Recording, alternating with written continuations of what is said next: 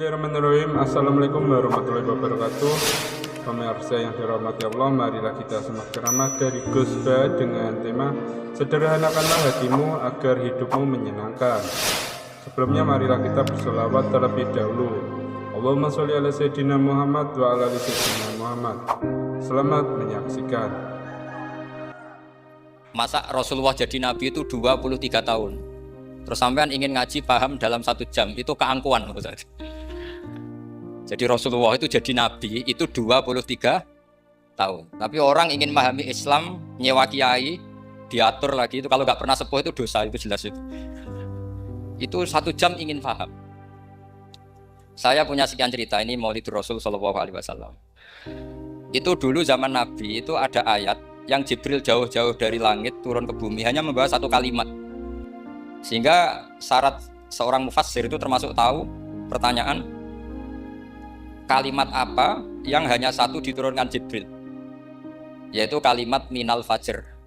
Jadi dulu awal-awal Islam itu ada ayat kamu makan wakulu washrobu hatta yatabayyana lakumul khaytul abyadu minal khaytil aswad. Jadi kalau malam puasa itu orang boleh makan selagi melihat benang putih sama benang hitam itu belum kelihatan. Tapi kalau sudah kelihatan mana yang hitam, mana yang putih, berarti otomatis imsak. Itu sahabat entah saking lugunya, itu ya benar-benar pasang benang hitam sama putih, dia makan. Nanti 1 jam dari makan misalnya diintip lagi, kok belum kelihatan, makan lagi. Mungkin yang istrinya cantik ya kumpul istrinya lagi, kalau tidak cantik ya sudah tidak usah mungkin. Sampai itu jadi perilaku sahabat berhari-hari. Ketika dilaporkan ke Rasulullah, Rasulullah itu tertawa-tawa. Kok ada begitu? Baru Jibril datang menerangkan minal fajr. Jadi benang hitam artinya masih malam, benang putih maknanya sudah fajar shadiq. Itu lama sekali. Saya terus mau cerita tentang sanad-sanad ilmu. Jadi Nabi itu 23 tahun. Dan itu tidak gampang, ada fasenya. Bahkan ada fase Nabi itu harus as-sukut anil mungkarat.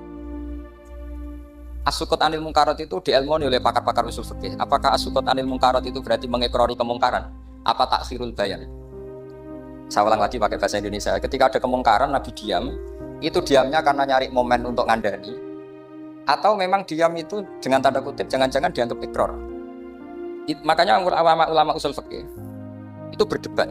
Diamnya Nabi ketika melihat kemungkaran di awal Islam itu karena ada ma huwa aham, ada yang lebih penting, yaitu menerangkan tauhid.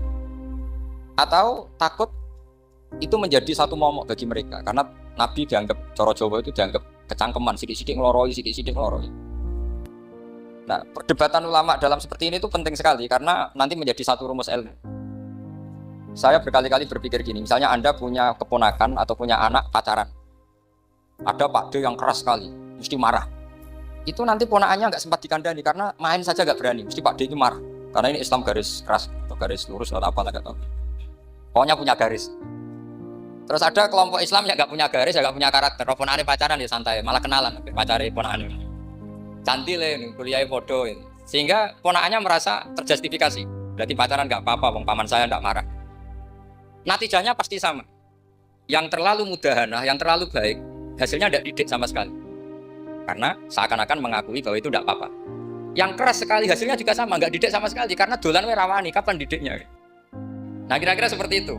Yang nggak mau berteman sama orang-orang maksiat juga hasilnya sama, meskipun atas nama kebenaran. Aku mau kancanan nang maksiat, motori.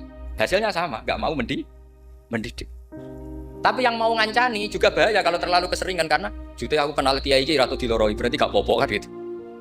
Nah ini PR besar dalam umat Rasulullah Shallallahu Alaihi Wasallam. Tadi saya diceritani Mbah Jamal berjuangnya di sini, nata dari kampung yang macam-macam menjadi kampung baik. Dulu saya duki di Lasem ya gitu. Mbah Mun dulu ya sarang dihimpit 2 kampung yang masalah. Tapi lama-lama terus jadi kampung yang baik lewat tarbiyah, luar biasa. Maka ketika kemungkaran kita biarkan, itu namanya apa? Namanya itu kalau dalam usul fikih itu takhirul bayan. Apa? Mengundurkan, memberi apa? Penjelasan. Karena sekali tidak dengan definisi ini, nanti takutnya dianggap al-iqrar alal mungkar, dianggap ngakui kemungkaran. Nah, saya termasuk orang yang sangat usuli ya, sangat memahami Quran, hadis itu secara disiplin ilmu usul fikih. Nah, kenapa itu satu keharusan begini logikanya? Saya ulang lagi, Nabi jadi Nabi itu 23 apa? Itu yang menyokong beliau jadi Nabi itu orang Nasrani dan orang Yahudi. Karena itu satu-satunya perangkat yang harus dipakai.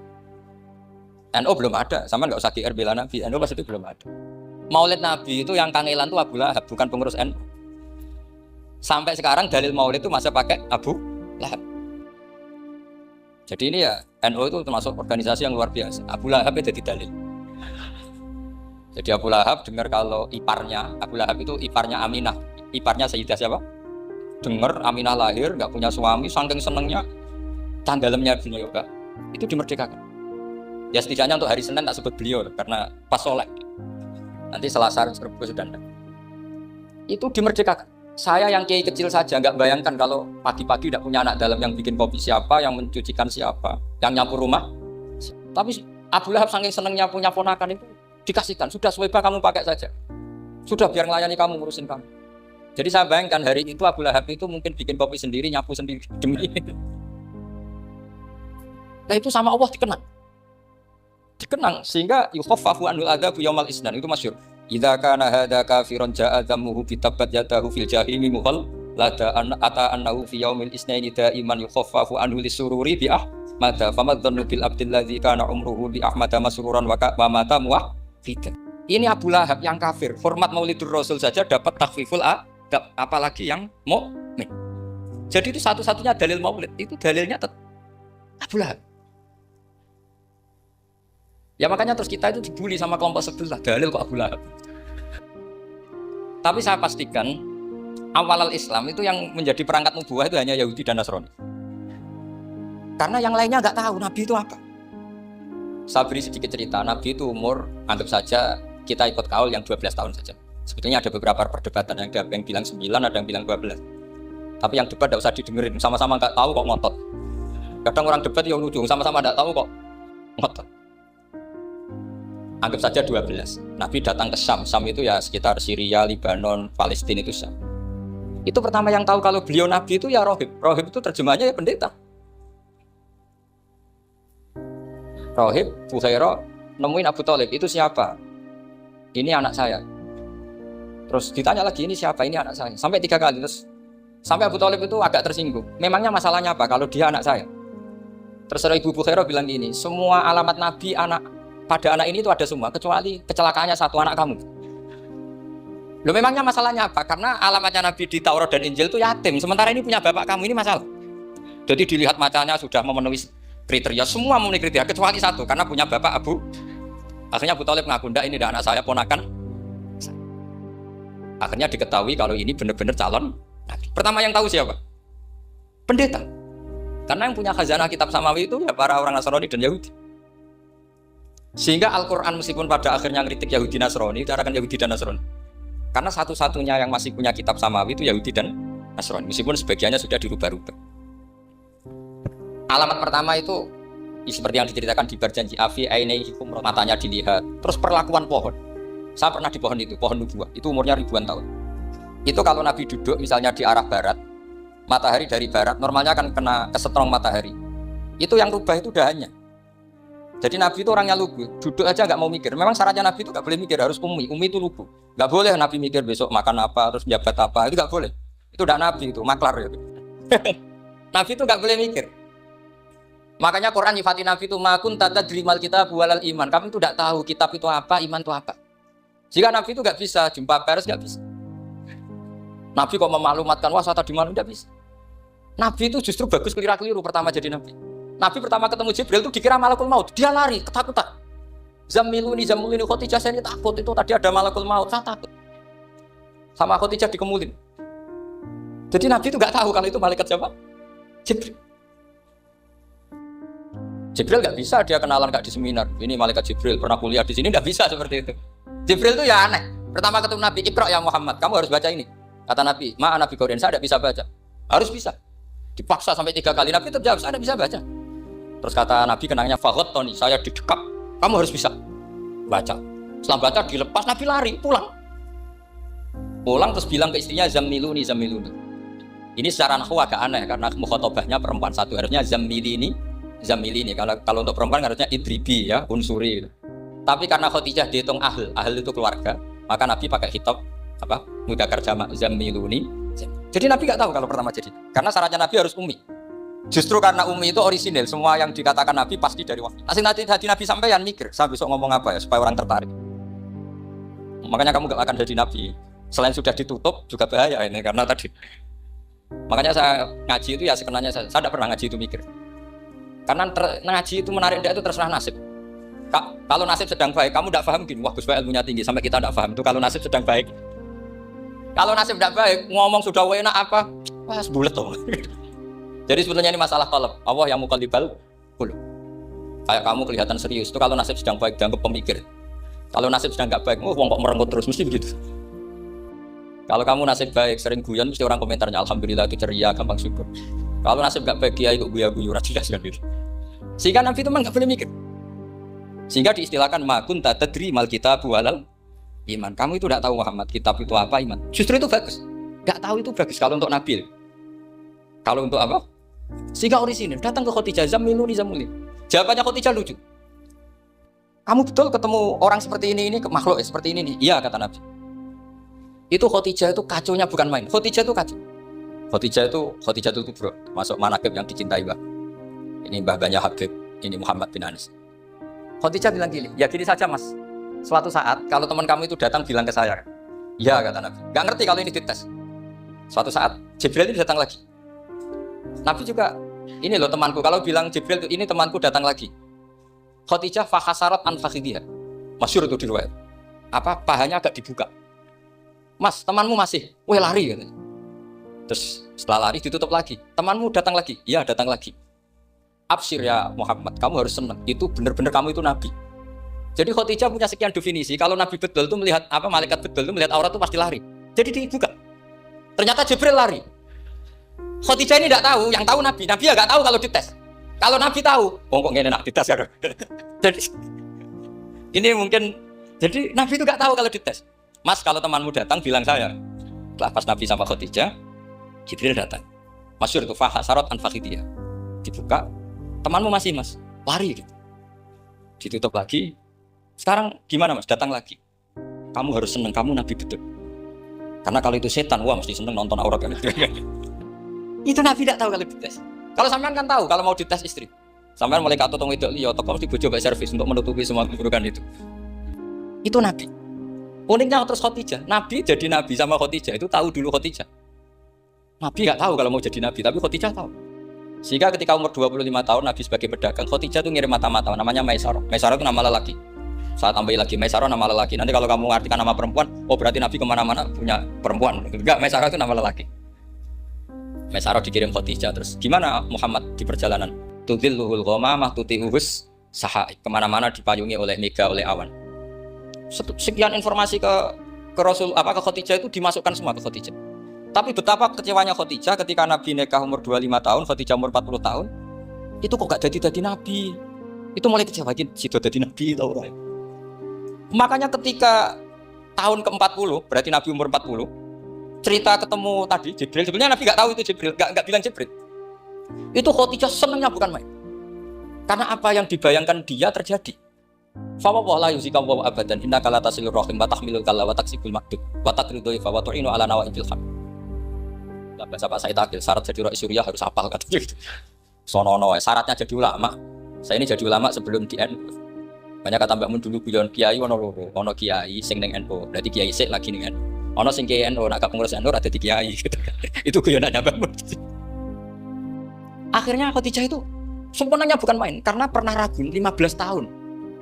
Kan dari umur 25 Nabi, kemudian nggak tahu bukti berikutnya, makanya terus ini jadi Nabi enggak. Setelah umur 40 benar-benar Nabi, paginya diajak ke Waraqah bin Naufal, masih pernah paman sama Khadijah. Ya Ami, ini Ibnu Akhika mau cerita. Terus Waraqah ini Nasrani. Di kitab Bukhari, Antana Sorofil Jahiliyah, wa yaktubu Injil bil Ibraniyah, Masya Allah ayat.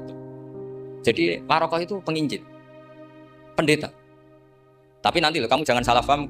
Terus kayak pendeta sekarang, ada periode di mana Injil masih asli, dan ada periode ini yang sudah muharraf. Itu kan dia itu lafaznya ulama. Akhirnya Waraqah tanya, kamu ngomong saja ya Ibnu Akhi, manggilnya seperti itu. Akhirnya Nabi cerita ketemu Jibril, sebenarnya beliau nggak tahu itu Jibril cerita. Terus kata Waraqah, hadan namus allati ja'a bi Musa. Masih pakai bahasa namus, hadan namus allati ja'a bi Musa. Itu namus semacam malaikat yang mendatangi Musa. Terus uniknya Warokoh bilang gini, wa iyudrikni yaumuka ansruka nasron mu'azzar. Andai kan saya menemukan hari ketika kamu jadi nabi, akan saya bela mati-matian. Kapan itu, Paman? Khina yukhrijuka kaummu, ketika kamu diusir oleh kaum kamu. Nabi sebagai orang baik, makanya GR jadi orang baik itu ya boleh. Nabi sebagai orang baik itu tanya, awamu khrijiyahum. Kalau kiye mana nih, awamu khrijiyah ana ta iku wong sing ngetono ingsun hum ta kaumi. Masa saya nanti diusir kaum saya? Saya ini termasuk keluarga terhormat, perilaku saya baik. Masa saya nanti diusir? Terus kata Warokoh, tidak ada seorang pun yang jadi nabi kecuali nanti ngalami diusir. Jadi yang tahu mau diusir itu ya Warokoh. Nabi malah tanya, masa saya nanti diusir? Karena tadi syaratnya nabi harus ummi itu keibu-ibuan. Jadi nggak tahu. Tapi nggak tahu di nabi itu sifatu madkhin, sifat ujian, bukan sifatu naqsin, sifat apa? Kekurangan. Akhirnya nabi mulai sadar, wah jadi nabi tenan kan gitu. Jadi saya ini termasuk orang yang sangat-sangat susah ketika orang ingin belajar Islam itu instan. Dulu nabi jadi nabi itu 23 tahun. Itu untuk menemukan teori masbuk, tidak nyalip imam, itu nabi juga lama. Jadi dulu sahabat itu kayak anak-anak kecil zaman saya kecil itu kalau imam sudah rakaat ketiga atau rakaat keempat, itu kalau orang-orang desa kan langsung takbir, terus dia sholat sampai 3 rakaat nyalip siapa? Imam. Nanti di rakaat keempat baru sama imam. Imam salam dia ikut salam. Itu hebat betul. Itu sama sekali nggak salah. Kalau ditanya, lo kok ikut salam? Kan sudah sama-sama 4 rakaat karena imamnya dia apa? Disalib. Jadi dia takbir terus tahu imamnya rakaat ketiga atau keempat terus nyalip sampai ke rakaat yang sama. Nanti salamnya bareng-bareng imam. Itu dulu sahabat ya gitu. Kalau Rasulullah sudah di rakaat keempat atau ketiga langsung mereka takbir Allahu Akbar nyalip. Setelah nyalip menyamakan dengan Rasulullah salam juga ikut salam. Jadi itu dulu lama sekali proses. Sampai ada satu peristiwa Mu'ad bin Jabal datang, kemudian Nabi sudah sholat, berarti masbuk kalau dalam bahasa fikih. Mu'ad langsung ikuti Nabi, setelah Nabi salam baru Mu'ad menambahkan jumlah rakaat yang tertinggal. Terus semenjak itu jadi sunnah, jadi sunnatan mutaba'ah kalau masbuk ikut imam, kemudian hanya menambahkan rakaat yang tertinggal. Itu 23 tahun. Jadi saya ngisi 20 menit yang nggak paham, 2 jam yang nggak paham, 3 jam yang nggak mungkin paham. Daripada gitu ya 20 menit saja. Ya ini betul, karena saya tidak punya kemampuan itu. Saya masih ingat, saya ngaji umum pertama itu di hallnya abahnya Pak Hamid Pasuruan di Lasem. Kedua di Pak Hamid Pasuruan kemarin. Terus tadi di Kiai Robah Maksum, itu ajudannya 3 kali ke saya tidak mau. Kiai Robah datang sendiri, sudah sepuh dituntun. Saya ini agak-agak soleh lah, kalau sama orang sepuh itu pengapesan. Masih ingat lah aturan mainnya laisa minna walam yarham saghirana wa yuwaqqir haqqa kabirina. Tapi yang sepuh betul, kayak Mbah Jamal itu sepuh betul. Ada sepuh gaya-gayanan tidak mau. Karena memang Mbah Jamal itu besanan sama saya, Mbah Sahal itu misanannya Mbah saya. Terus dapat Mbah Nafisa ya, keluarga sini. Saya teruskan, kalau Mbah Robah itu faktornya sanad. Robah bin Maksum ini muridnya Mbah siapa itu? Fakih Mas Kumambang. Mbah Zubair dulu yang ngajinya sama Mbah Fakih apa? Mas Kumambang.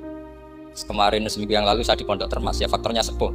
Karena sanad saya Mbah Mun, Mbah Zubair, Fakih Mas Kumambang, kemudian Mbah Mahfud apa Termas. Maka berjanji itu kitab yang masalah madaih itu bagus secara tarik. Jadi kita madaih itu beda-beda. Ada yang kayak Habib Ali. Habib Ali itu lebih ke isek itu berontok.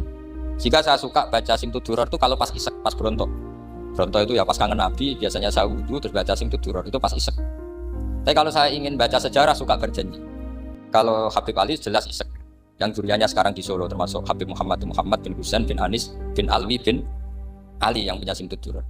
Jika kalau beliau baca sholawat ya sholatan yattasilu biha ruhul musolli alaihi fayam basitu fi qalbi siru nuri ta'aluki fi wa hubbi fayuktabu biha bi inayatillahi fi hisbi. Kalau berjanji enggak, dia tahu problem utama Nabi itu nasabnya karena beliau orang Quraisy, orang jahiliyah yang dikira enggak punya darahnya Nabi Ibrahim. Maka beliau pertama ngarang diantaranya wabatu fa'akul huwa Muhammad bin Abdullah bin Abdul Muttalib wasmuhu Syaibatul Hamdi Khumitat Khisalusaniyah. Saya pastikan Muhammad cucunya Abdul Muttalib. Dia yang punya pintu yang mau masuk ke Ka'bah namanya Babu Bani Saibah. Itu nama lain dari Abdul Muttalib. Terus diteruskan Abdul Muttalib bin Hashim terus sampai wa adnanu bila raibin itadawil ulubin nasabiyah ila dabihi Ismail anisbatuhu wa muntah. Karena berjanji ingin ngomong, ingin memaklumatkan ini Muhammad. Kamu kira orang mana? Beliau adalah turunan Ibrahim. Kayak apa alimnya yang ngarang berjanji? Nah, saya berkali-kali ngomong di mana-mana. Lah berjanji itu nasibnya kurang baik. Dibaca bahasa Arab, yang baca nggak paham, yang dengar nggak paham. Akhirnya kubu sebelah dianggap baca mantra. Nah, terus dihukumi bid'ah kan? Coba kalau itu ditulis bahasa Indonesia, nasab Muhammad, dia punya bapak Abdullah, punya mbah Abdul Muthalib gini-gini. Paling kubu sebelah tidak akan bilang bid'ah, mesti ngomong ini buku sejarah. Jadi gara-gara bawa bahasa Arab, sing maca ora paham, sing nyenggaki ora paham, terus koyok mantra. Sing kritik yo luwih ora paham, sudah akhirnya. Jadi berjanji itu bela-belain Nabi itu yang dilihat sisi nasab. Makanya beliau ngendikan wa'adnanu bila raibin intadawil ulumin nasabiyah ila dhabihi ismaila nisbatuhu. Itu juga orang Yahudi. Akhirnya orang Yahudi banyak yang iman. Ternyata Muhammad itu tidak orang lain. Sampai mereka bilang Muhammad minal asbab. Muhammad itu tidak lain saudara kita. Akhirnya orang Yahudi banyak yang iman. Jadi pertama Nabi jadi Nabi itu yang tahu ya orang Yahudi dan orang Nasrani karena mereka pasti punya sisa-sisa kitab sama. Itu yang diceritakan Ka'bil Akhbar.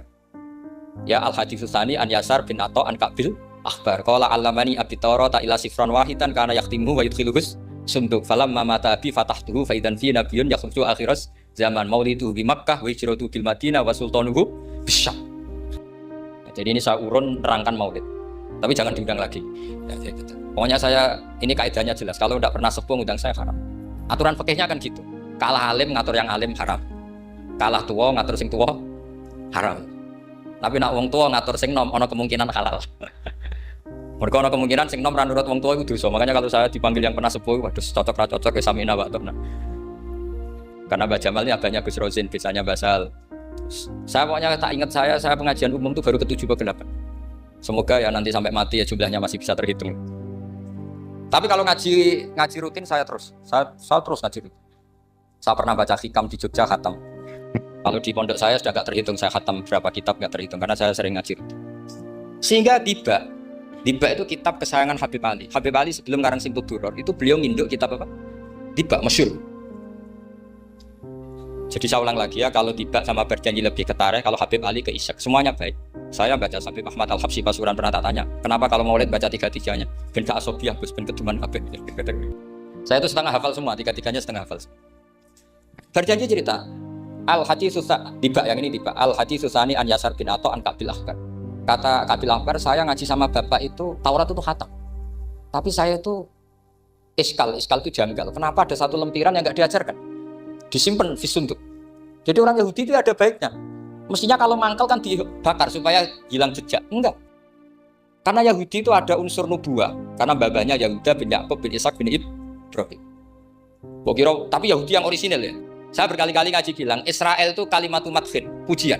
Sehingga Israel disebut wa ani faddaltukum alal alam itu Israel yang bani karena ada gennya Nabi. Kalau Israel yang sekarang itu nation sebuah negara. Mereka ada yang Zionis, ada yang turunan Eropa, Amerika, terus Islamofobia. Itu beda Israel yang negara dengan Israel yang bani. Kalau yang bani itu ada unsur gen para apa? Nabi, sehingga ya bani Israel. Tapi kalau Israel sekarang nama sebuah negara. Sehingga ketika Allah bilang ya bani Israel itu khitabnya pada penduduk Medina. Kenapa? Karena penduduk Medina zaman itu banyak yang keturunan Nabi Ibrahim alaihis salam. Jadi Israel di Quran itu bukan nama sebuah negara, nama sebuah turunan. Sehingga disebut ya bani Israel, anak turune Israel. Kita tahu Israel nama lain daripada Nabi Yakub bin Ishak bin Ibrahim.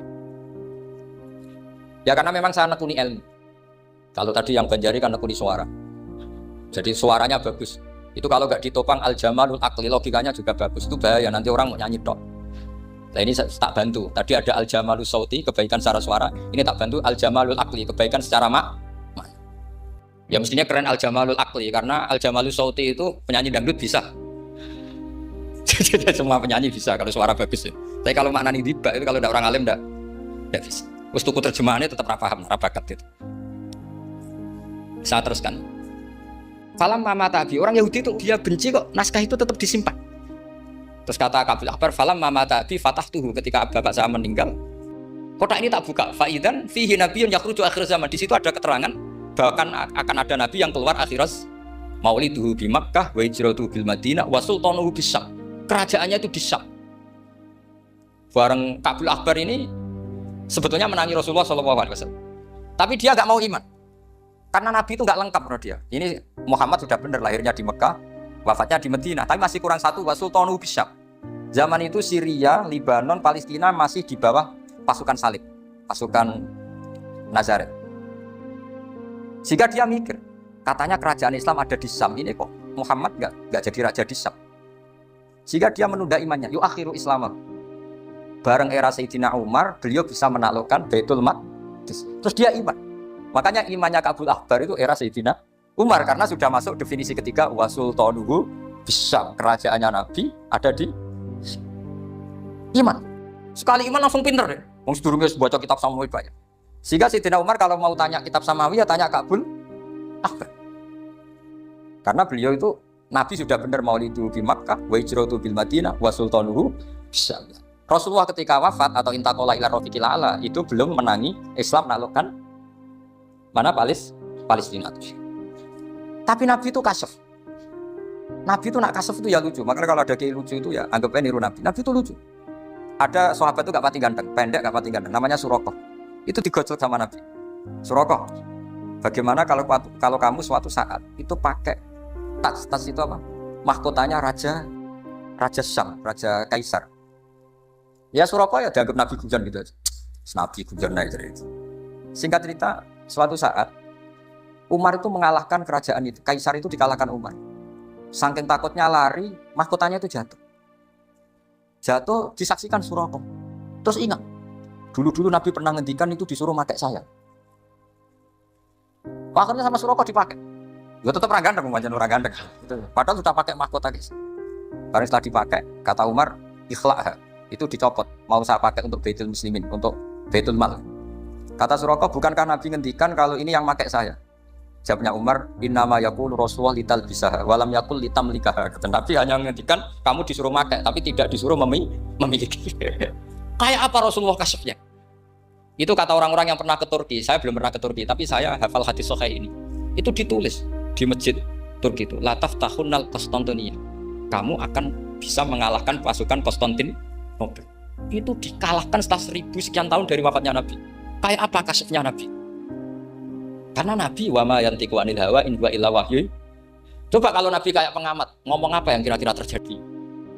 Wah itu kan mesti keliru semua karena berdasar akal. Tapi kalau Nabi berdasar apa? Kasuf. Kasuf itu satu apa? Kenyataan yang dipertontonkan Allah Subhanahu wa taala.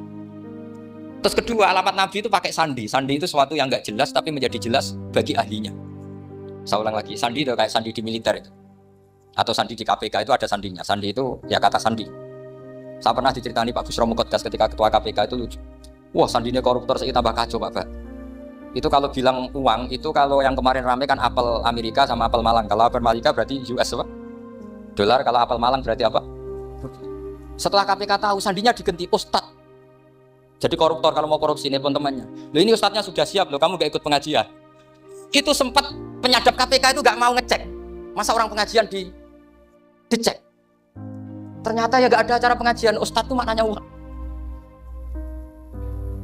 Koruptor saking ngerti itu disadap KPK itu sandinya gimana? Datang gak ke sini, ini Ustadznya sudah siap, ini ada pengajian. Hampir KPK itu gak ngecek karena pengajian, Ustadznya sudah siap. Setelah digerebek ternyata Ustadz itu sandi dari makna apa? Uang, gak kurang ajar itu Ustadz katanya. Jadi kalau di sini ditangkap KPK berapa Ustadz ini sudah? Ada Habibnya lagi, ada Habib Muhammad. Nah, Al-Farisi itu pemikir, dia orang Persia. Di mana-mana orang Persia itu pemikir. Persia itu kalau sekarang ikut Iran. Itu dia ngaji lama sekali sama pendeta-pendeta itu. Kebetulan dia punya pendeta yang belum muharraf atau belum muharraf. Kalau muharraf orangnya, kalau muharraf itu kitabnya atau bukunya. Setiap dia ngaji sama pendeta dikasih tahu. Terus kecewa beberapa kali, walhasil ketemu pendeta yang benar. Sudah, kamu tidak usah ngaji sama saya. Kamu datang saja ke Yasrib, ke Madinah sana, ke Yasrib. Di situ Nabi akhir zaman sekarang sudah ada kan. Ini yang ngomong pendeta. Ya.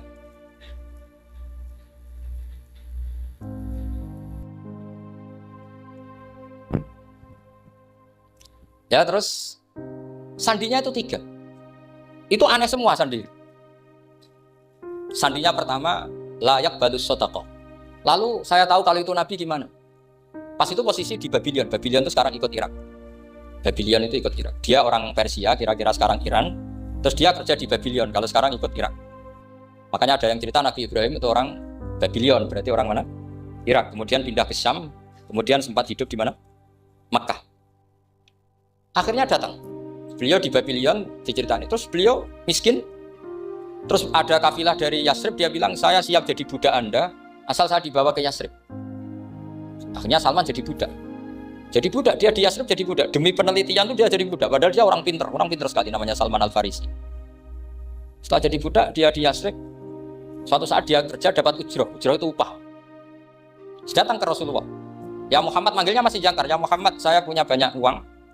Kamu kan punya sahabat banyak, punya santri banyak. Ini tak sedekahkan ke kamu. Apa kata Nabi?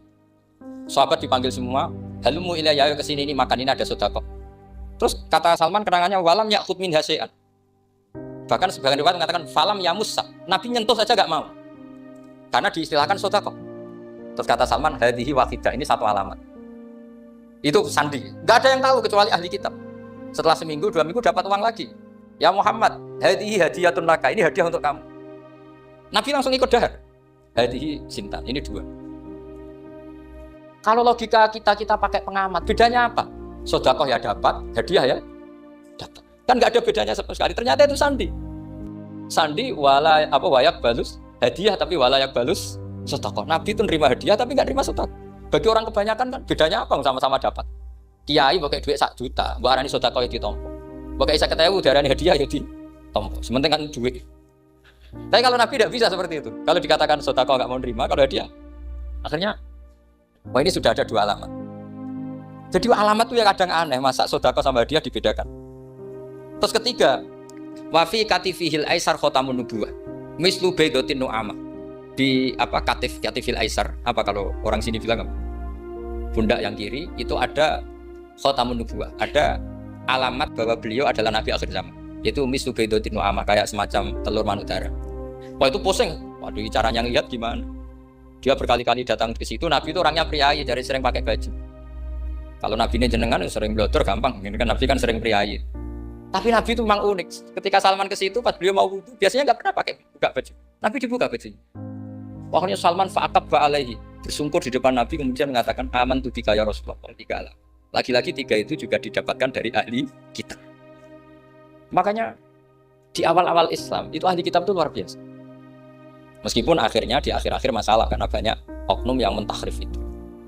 Jadi saya mohon ilmu-ilmu seperti nggak boleh hilang. Jangan mentang-mentang orang Yahudi Nasrani sekarang sudah muharraf, kamu terus anti sama sekali. Tetap ada sisa-sisa samawi. Karena mereka masih megang kitab apa? Samawi. Jadi kita fair saja. Yang salah ya salah, yang benar gimana apa? Benar. Makanya saking fairnya Nabi, ini harus ditiru oleh semua orang NU, orang Muhammadiyah, orang apa saja. Nabi itu kalau menghormati satu ilmu itu luar biasa. Kata Sayyidina Umar, saya ini punya naskah banyak Taurat karena naskahnya menarik ya Rasulullah. Ada sahabat lagi cerita begini. Jawabannya Nabi apa? La tusaddiquhum wa la tukadzibuhum. Kamu ya jangan bilang iya, ya jangan bilang tidak. Kalau kamu bilang iya, ternyata yang pas muharraf, yang pas sudah ada orisinil. Kamu bilang, wah itu bohong semua, ternyata ada yang masih orisinil. Kayak apa Rasulullah hati-hatinya? La tusaddiquhum wa la tukadzibuhum. Kalau sekarang enggak, orang ekstrim, pokoknya salah. Kalau tidak kita pokoknya salah. Iku ora ono hadise. Sing ono iku emosine, paham gitu. Jadi Nabi itu fair, kalau sesuatu enggak mesti ya la tusaddiquhum wala tukadzibuhum. Kamu ya jangan bilang iya, ya jangan bilang tidak. Faqulu amanna billah wa ma unzila ilaihi. Jadi ini kebanggaan kita terhadap Rasulullah sallallahu alaihi. Makanya kitab Fathul Bari sarahnya Bukhari termasuk komentarnya Said Muhammad di beberapa kitab beliau, di Mafahim, di beberapa kitab. Kamu jangan terlalu fikih. Kalau terlalu fikih kan enggak boleh mempercayai omongan orang kafir, orang ahli kitab. Karena awailun nubuwah itu yang komentar semua ahli kitab. Awailun nubuwah itu yang tahu bahwa Nabi Muhammad calon Nabi itu semuanya data dari ahli apa? Ahli kitab. Sudah akhirnya Nabi ketemu Jibril lagi. Yang menurunkan ayat ya ayyuhal mudaththir qum fa'anzir wa rabbaka fakabbir wa thiyabaka fatahhir wa rujza fahjur wa la tamnun tastakbir wa li rabbika fasbir. Nabi mulai yakin ketemu Jibril. Setelah sering ketemu Jibril, Nabi ya dengan tanda kutip enggak tahu aturan mainnya lagi. Setiap ada pertanyaan bilang gini, sudah tak jawab besok. Mentang-mentang besok Jibril datang. Ternyata Jibril tidak datang. Sampai 40 hari. Akhirnya dibully sama umatnya. Mat dari iso jawab ternyata ada kisah. Piye Jibril ora kepo. Akhirnya diwarai meneh. Ngene lho carane dadi nabi wala taqulanna li syai'in ini fa'ilun dzalika hudan illa. Jadi Nabi, sudah kamu besok datang ke saya tak jawab karena Nabi mentang-mentang besok mau konsultasi sama apa? Jibril. Ternyata Jibril tidak datang karena Nabi lupa ada mengatakan kalau Nabi itu tahu semua, pasti Nabi mengatakan insya Allah dulu. Tapi Nabi memang sebaiknya nggak tahu. Umi, justru itu wa ma yantiqu anil hawa in huwa illa wahyun. Itu beberapa peristiwa. Sehingga syaratnya jadi wali, karena wali itu warasatul anbiya. Ya kudu rada goblok sithik-sithik. Gak boleh wali kok cerdas, analisis gak boleh. Wali kok delok TV ngrungokno pakar-pakar analisis. Iku ora wali, jadi maklar. Gak boleh. Jadi misalnya yang menang Pak Jokowi atau Pak Prabowo, gak boleh pakai Pak Jokowi petahana, bos gini, gak boleh. Wali kalau ditanya yang menang Pak Jokowi Pak Prabowo, biadillah gitu aja. Itu urusan Allah. Itu alamatnya apa? Itu nggak penting, yang penting boleh ridhanya Allah. Nggak menarik figur-figur seperti itu wali. Sudah saya teruskan supaya clear ya masa Maulid Rasul Shallallahu Alaihi Wasallam. Itu kita tidak punya data kecuali dari ahli kitab. Yahudi lebih ngeri lagi.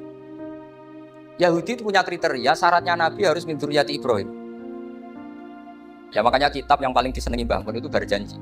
Syaratnya Nabi harus min dzurriyyati Ibrahim. Lalu Muhammad itu siapa? Kok tahu-tahu Nabi dia itu orang Arab? Orang Arab itu jahiliyah, wongnya goblok-goblok. Wah, akhirnya terus jadi polemik ilmiah kan. Akhirnya Nabi memaklumatkan diri kalau beliau min dzurriyyati Ibrahim, dibuktikan Ibrahim pernah singgah di Mekah, yaitu fihi ayatum bayyinatum maqamu Ibrahim. Bahwa Ibrahim pernah hidup di Mekah ada buktinya, yaitu ada bekas kaki di dekat Ka'bah. Akhirnya Ibrahim meninggalkan Ismail. Ismail kecil kekurangan air, Hajar lari-lari nyari air 7 kali. Akhirnya jadi sa'i bena Sofa wal. Ada sekian bukti kalau Ismail itu hidup di Mekah, menikah sama suku Jurhum. Akhirnya orang Yahudi mulai ngeber. Loh iya, Muhammad pantas jadi nabi. Ternyata orang Mekah turunan Ibrahim alaihis. Itu andekan orang Yahudi yang tidak komen, itu juga gak dilacak nasabnya Nabi. Gara-gara orang Yahudi komen, Nabi itu harus turunan Ibrahim. Kamu asal-usulnya gimana? Akhirnya Allah sendiri yang menjawab bahwa Nabi lahir dari Ibrahim. Padahal Ibrahim itu orang Palestina. Logikanya gimana? Ternyata Ibrahim pernah singgah di Mekah. Ada bekas kakinya, ada ritualnya yaitu lari bena Sofa wal Marwah, menceritakan apa? Ibrahim ketika nyari apa? Siti Hajar ketika nyari apa? Itu disebut fihi ayatum bayyinatum maqamu